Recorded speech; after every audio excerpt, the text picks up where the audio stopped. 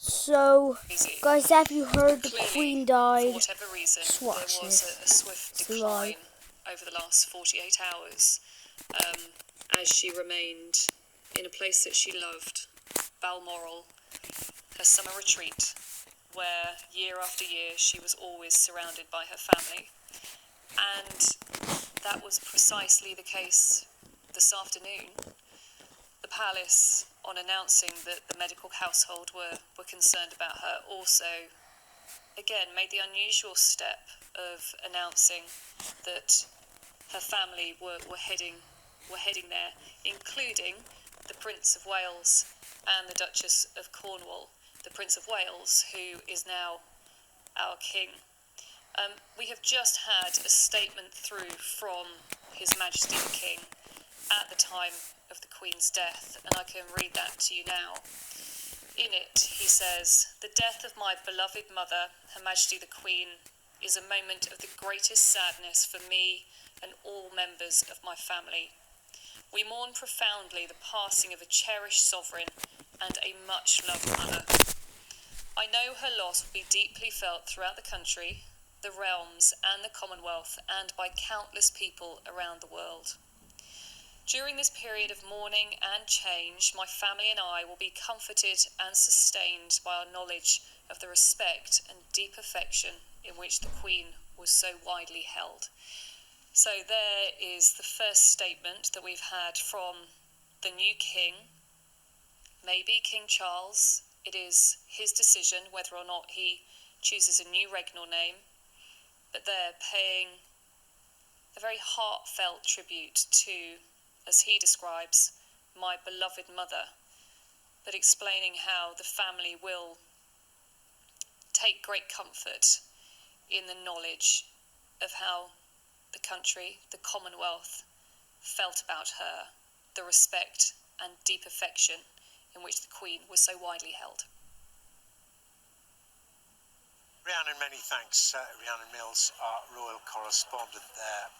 Let's just to alert you to what we're expecting to see in Downing Street in a short time.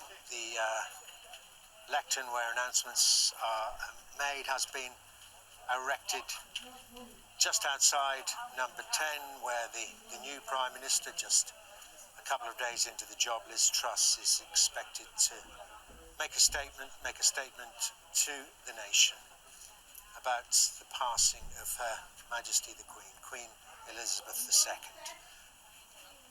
That statement, very short, that the Queen died peacefully at Balmoral this afternoon, and we know that she was surrounded by the closest members of her family. All four of her children travelled up to Balmoral, or were in Scotland, to be at her side in her last few hours.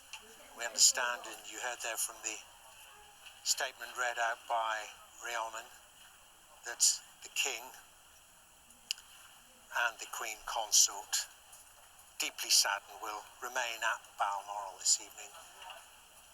Charles with his mother, and will return to London tomorrow. It, of course, comes just 2 days since that lectern was used by Liz Truss to address the nation on becoming the new Prime Minister. Let's listen to the Prime Minister. We are all devastated by the news that we have just heard from Balmoral. The death of Her Majesty the Queen is a huge shock to the nation and to the world. Queen Elizabeth II was the rock on which modern Britain was built. Our country has grown and flourished under her reign. Britain is the great country it is today because of her. She ascended the throne just after the Second World War. She championed the development of the Commonwealth, from a small group of 7 countries to a family of 56 nations, spanning every continent of the world. We are now a modern, thriving, dynamic nation.